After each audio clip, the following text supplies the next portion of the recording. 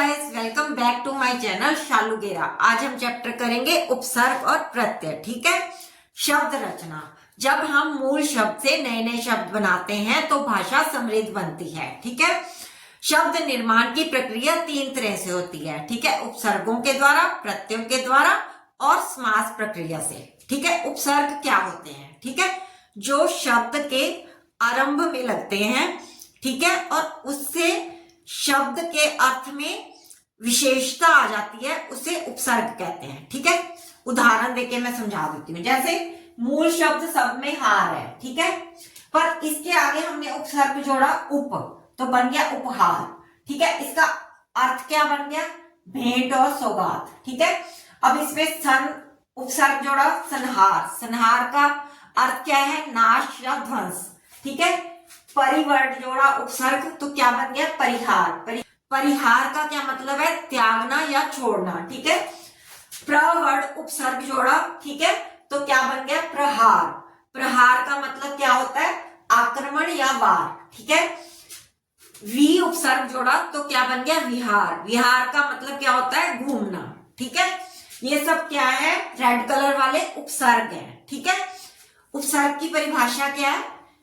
शब्द के आरंभ में लगकर उनके अर्थ में विशेषता लाने वाले शब्दांश उपसर्ग कहलाते हैं। ठीक है। शब्द के आरंभ में लगे ना, सब में मूल शब्द क्या है? हार। उसके आरंभ में लगे ना उपसन, तो ये क्या है? उपसर्ग है। ठीक है। और इनसे क्या हो रहा है? अर्थ सब में चेंज हो रहा है। ठीक है। अर्थ में विशेषता ला रहे हैं, नए नए शब्द बन रहे हैं और उनके अर्थ भी अलग अलग है सबके। जब शब्द नए हैं तो उनके अर्थ भी अलग है। ठीक है। और इनको क्या बोलते हैं? शब्दांश बोलते हैं। ठीक है। और उपहार जो है ये शब्द गिना जाएगा क्योंकि इसका अर्थ है। ठीक है। उप जो वर्ड है या सन वर्ड है, ये क्या है? शब्दांश है, उपसर्ग है। ठीक है। उपसर्ग है और इनको शब्दांश बोलते हैं। ठीक है। उपसर्ग के भेद कितने हैं? तीन भेद हैं। ठीक है। एक तो संस्कृत के उपसर्ग जिनको हम तत्सम उपसर्ग कहते हैं, एक हिंदी के उपसर्ग जिन्हें तद्भव उपसर्ग कहते हैं, एक विदेशी उपसर्ग या आगत उपसर्ग। ठीक है। संस्कृत के उपसर्ग के अंदर ही संस्कृत के अव्यय भी आ जाते हैं। ठीक है। उपसर्गों से शब्द निर्माण करते समय हमें संधि नियमों का भी ध्यान रखना चाहिए। ठीक है। उदाहरण देके मैं आपको समझा देती हूँ। ठीक है। प्रति जमा एक। ठीक है। ये कौन सी संधि है? यण संधि। ठीक है। क्यों यण संधि है? इसमें ई की मात्रा है ना, प्रति। ठीक है। ई प्लस भिन्न स्वर है। ठीक है। प्रति जमा एक, प्रति एक, यण संधि। ठीक है। सत जमा जन। ठीक है। सज्जन। सत के नीचे हलंत आया प्लस आगे जन आया। ठीक है। जो ये ज है ये भी त जो है ये आधे ज में बदल जाएगा। ठीक है। सज्जन ये व्यंजन संधि का उदाहरण है। ठीक है। अध के साथ विसर्ग आएंगे ना, अध। विसर्ग की आवाज ह में आ रही है, अध जमा गति। ठीक है। तो ये विसर्ग संधि का उदाहरण है। ठीक है। जब ये विसर्ग हटाएंगे तो ये ओ की मात्रा में चेंज हो जाएगा क्योंकि ये वर्ण का तीसरा चौथा वर्ण आए तो क्या होता है? ओ की मात्रा हो जाती है विसर्ग को। ठीक है। अधोगति ये विसर्ग संधि का उदाहरण है। ठीक है। अध्यादेश। ठीक है। अधि जमा आदेश। ठीक है। ये ई प्लस भिन्न स्वर आया ना, तो ये यण संधि का उदाहरण है। ठीक है। अभिशाप ये संधि का उदाहरण नहीं है, ये उपसर्ग का योग है। ठीक है। अभि उपसर्ग है प्लस शाप। ठीक है। चार प्रकार से उपसर्गों का निर्माण होता है। ठीक है। या तो संधि के द्वारा होता है। ठीक है। उसमें स्वर संधि, व्यंजन संधि, विसर्ग संधि हो सकती है। ठीक है। और या उपसर्ग का योग हो सकता है। ठीक है। अच्छा, बहुविकल्पीय प्रश्न देख लेते हैं। ठीक है। उस शब्द के सामने सही का चिन्ह लगाइए जिसमें दिए गए उपसर्ग का प्रयोग नहीं हुआ है। ठीक है। अन के नीचे हलंत है। ठीक है। अनिच्छा का अन जमा इच्छा। ठीक है। हलंत का प्रयोग है। ठीक है। अन जमा पढ़, इसमें हलंत का प्रयोग नहीं है तो इसलिए इसके आगे टिक आएगा। ठीक है ना। अनावश्यक, अन हलंत है ना, अन जमा आवश्यक। आधा अक्षर है और व है, ठीक है। ये यण संधि का उदाहरण है, ठीक है। सु जमा आगत इसका बना, कैसे बना? उ प्लस आ, उ प्लस आ क्या बनते हैं? व, ठीक है। उ प्लस उ की मात्रा है ना, छोटे उ की मात्रा प्लस आ क्या बनता है? व। आ की मात्रा आ गई, प्लस से आगे वाला अक्षर आधा होता है, ठीक है। स्वागत, ठीक है। समझ आइए आपको, ये यण संधि का उदाहरण है। उ प्लस भिन्स्वर क्या बनता है? व बनता है। स्वागत का सु जमा आगत, ठीक है। स्वदेश, स्व जमा देश, स्वाधीन, स्व जमा अधीन, ये दीर्घ संधि का उदाहरण है, ठीक है। स्व जमा अधीन, ठीक है। छोटा प्लस छोटा मिलके बड़ा बनेगा, दीर्घ संधि का उदाहरण है, ठीक है। स्व जमा राज्य, स्वराज्य, ठीक है। स्व जमा देश, ये क्या है? उपसर्ग योग। स्व जमा राज्य, ये क्या है? उपसर्ग योग, मतलब इसमें, ठीक है, उपसर्ग योग। और इसमें संधि यूज हुई है, इसमें दीर्घ संधि यूज हुई है और इसमें यण संधि यूज हुई है, ठीक है। स्व किसमें नहीं आया? सु जमा आगत में स्व नहीं ना आया, बाकी सब में स्व आया, तो इसके आगे हमने टिक कर दिया, ठीक है। अब हम प्रत्यय कर लेते हैं, ठीक है। उपसर्ग क्या थे? शब्द के आरंभ में लग रहे थे शब्दांश, ठीक है। और प्रत्यय क्या होते हैं? मूल शब्द के अंत में लगेंगे, ठीक है, वो प्रत्यय होते हैं, ठीक है।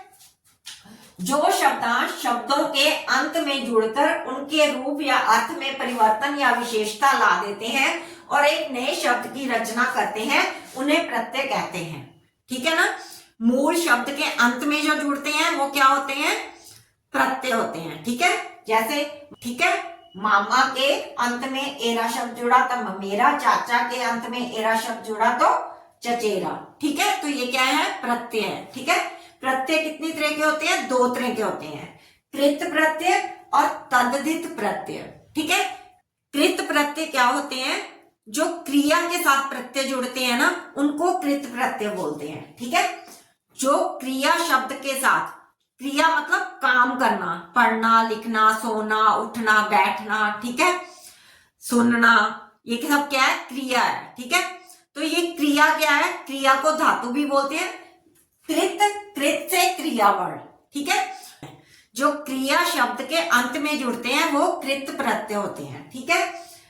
जो प्रत्यय क्रिया की धातुओं के साथ जुड़कर संज्ञा तथा विशेषण शब्द बनाते हैं वे कृत प्रत्यय कहलाते हैं, ठीक है। जैसे पढ़ना क्या है?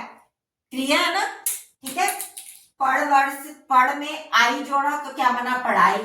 मिल में आवट वर्ड जोड़ा तो क्या बना? मिलावट।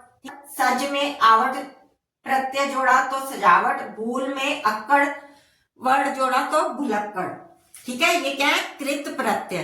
क्रिया शब्दों के साथ जो प्रत्यय जुड़ते हैं वो कृत्य प्रत्यय होते हैं। क्रिया मतलब किसी काम को करना या कार्य को करना को क्रिया बोलते हैं, ठीक है। भूलना भी एक क्रिया है, ठीक है। भूलना मतलब प्राकृतिक क्रिया है कि मैं ये काम करना भूल गया, ठीक है।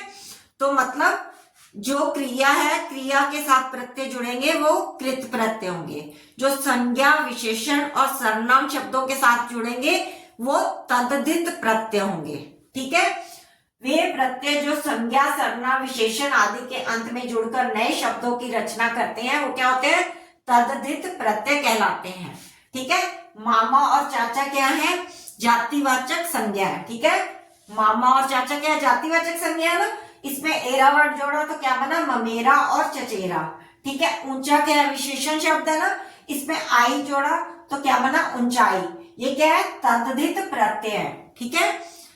संज्ञा और विशेषण शब्द है, अगर इनमें प्रत्यय जोड़ते हैं तो वो कौन से प्रत्यय कहलाते हैं? तद्धित प्रत्यय। रोज, मैं रोज काम करता हूं, ठीक है। रोज का मतलब होता है दिन, ये जातिवाचक संज्ञा, ठीक है। जैसे रोज में आना जोड़ा तो रोजाना। मेहनत क्या है? भाववाचक संज्ञा है। मेहनत क्या है? भाववाचक संज्ञा। उसमें आना जोड़ा तो मेहताना, ठीक है। सोना और लोहा ये द्रव्यवाचक संज्ञा है, ठीक है। द्रव्यवाचक संज्ञा में क्या आता है? एक तो लिक्विड चीजें आती हैं, पानी, घी, तेल वगैरह, दूध, ठीक है। एक धातुएं आती हैं, सोना, चांदी, तांबा, लोहा, ठीक है। और एक पदार्थ आते हैं, गेहूं, चना, बाजरा, ज्वार। ठीक है, सोना और लोहा क्या है, द्रव्यवाचक संज्ञा है। इसमें हमने आर जोड़ा तो क्या बना, सुनार और लुहार। ठीक है, मीठा और खट्टा ये क्या है, विशेषण है, विशेषता बता रहे हैं ना। रसगुल्ला बहुत मीठा है, आम बहुत मीठा है। ठीक है, अंगूर खट्टे हैं, विशेषता बता रहे हैं ना। तो विशेषण के साथ जब हमने आस जोड़ा, मीठा के साथ आस जोड़ा तो बना मिठास, खट्टा के साथ आस जोड़ा तो क्या बना, खटास। ठीक है, और कृत प्रत्यय, पढ़ना क्रिया है ना, क्रिया के कृत से क्रिया। ठीक है, पढ़ना, लिखना, लड़ना, सुनना, मिलना, लिखना, सजना, भूलना, घूमना, ये सब क्रिया है। ठीक है, क्रिया और कृत प्रत्यय। ठीक है, ठीक है, मूल शब्द क्या है, पढ़, लड़, सुन। इसमें आई वर्ड जोड़ा तो पढ़ाई, लड़ाई, सुनाई। ठीक है, मिल, लिख और सज ये मूल शब्द है। इसमें आवट जोड़ा तो क्या बना, मिलावट, लिखावट, सजावट। ठीक है, भूल में प्रत्यय अक्कड़ जोड़ा तो क्या बना, भुलक्कड़। घूम में अक्कड़ प्रत्यय जोड़ा तो क्या बना, घुमक्कड़। ठीक है, अगर आपको वीडियोस अच्छी लग रही हो तो वीडियोस को लाइक करें, शेयर करें और सब्सक्राइब करें। Thanks for watching.